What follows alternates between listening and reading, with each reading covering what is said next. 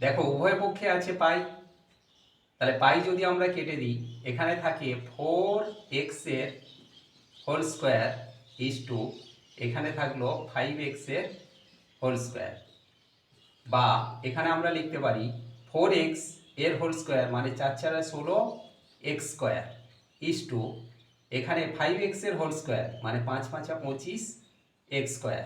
এখন উভয় পক্ষ থেকে যদি x স্কোয়ারকে কেটে দেওয়া হয়, গাইডেন্স সাপোর্ট ম্যাথ এডুকেশন ক্লাসে সবাইকে স্বাগত জানিয়ে শুরু করছি আজকের অঙ্কের ক্লাস। আজকের ক্লাসে থাকছে নবম শ্রেণীর কোষে দেখি 18 বৃত্তের ক্ষেত্রফলের মোস্ট ইম্পর্টেন্ট একটা অঙ্ক, যেটা প্রায়ই পরীক্ষাতে আসে। আজকের ক্লাসে থাকছে 6 দাগের অঙ্ক। অঙ্কটা তোমরা ভালো করে বুঝে দেখো। ক্লাস 9-এর কোষে দেখি 18 বৃত্তের ক্ষেত্রফলের 6 দাগের অঙ্ক আছে। পলাশ ও পিয়ালি দুটি বৃত্ত এঁকেছে যাদের ব্যাসার্ধের দৈর্ঘ্যের অনুপাত 4:5। হিসাব করে দুজনের আঁকা বৃত্তাকার ক্ষেত্র দুটির ক্ষেত্রফলের অনুপাত লিখি। দেখো ক্লাস 9-এর কোষে দেখি 18 আজকে ক্লাসে 6 দাগের অঙ্ক। বলা হয়েছে দুটো বৃত্ত, একটা পলাশ এঁকেছে আর একটা পিয়ালি এঁকে। এই বৃত্ত দুটির ব্যাসার্ধের দৈর্ঘ্যের অনুপাত, ব্যাসার্ধ মানে কেন্দ্র থেকে পরিধি পর্যন্ত দূরত্ব, এটা দেওয়া আছে কত না 4:5। মানে এর ব্যাসার্ধ 4 হলে এর ব্যাসার্ধ 5। এটা মনে করো পলাশ আর এটা মনে করো পিয়ালি। তাহলে আমরা লিখব যে বৃত্ত দুটির ব্যাসার্ধের অনুপাত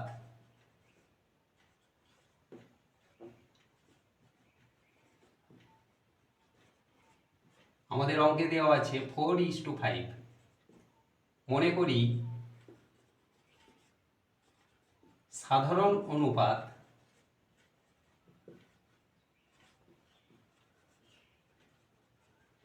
কত x, এটা আমরা ধরে নিলাম। তাহলে পলাশের বৃত্তের ব্যাসার্ধ কত হবে? এর সঙ্গে x গুণ হবে, এর সঙ্গেও x গুণ হবে। তাহলে প্রথমে পলাশের ব্যাসার্ধের দৈর্ঘ্য হবে 4x, আর পিয়ালির বৃত্তের ব্যাসার্ধ কত না 5x। এখন আমরা জানি যে বৃত্তের ক্ষেত্রফলের সূত্র কি না পাই আর স্কোয়ার। এখন আমরা লিখতে পারি পলাশের বৃত্ত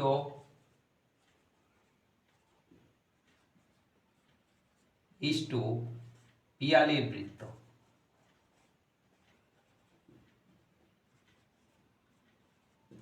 পলাশের বৃত্তের ক্ষেত্রফল কত না পাই আর স্কোয়ার, পাই ইন্টু আর স্কোয়ার। আর এর মান পলাশের ক্ষেত্রে কত 4x, তাহলে 4x এর হোল স্কোয়ার ইজ টু পিয়ালির বৃত্তের ক্ষেত্রফল কত হবে না পাই আর স্কোয়ার, তাহলে পাই পিয়ালির ক্ষেত্রে বৃত্তের ব্যাসার্ধ দৈর্ঘ্য 5x এর হোল স্কোয়ার। বা দেখো উভয় পক্ষে আছে পাই, তাহলে পাই যদি আমরা কেটে দিই এখানে থাকে 4x এর হোল স্কোয়ার ইজ টু এখানে থাকলো 5x এর হোল স্কোয়ার।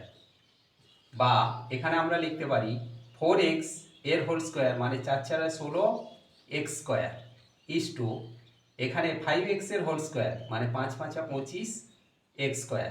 এখন উভয় পক্ষ থেকে যদি x স্কোয়ারকে কেটে দেওয়া হয় তাহলে বৃত্ত দুটির ক্ষেত্রফলের অনুপাত দাঁড়াবে 16:25। আশা করি আজকের ক্লাস থেকে বৃত্তের ক্ষেত্রফলের এই যে ইম্পর্টেন্ট অঙ্কটা তোমরা ক্লিয়ারলি বুঝতে পারলে। এমন সব অঙ্কের সহজ সরল ভিডিও পাওয়ার জন্য অবশ্যই গাইডেন্স সাপোর্ট চ্যানেলটিকে সাবস্ক্রাইব করে সঙ্গে থেকো।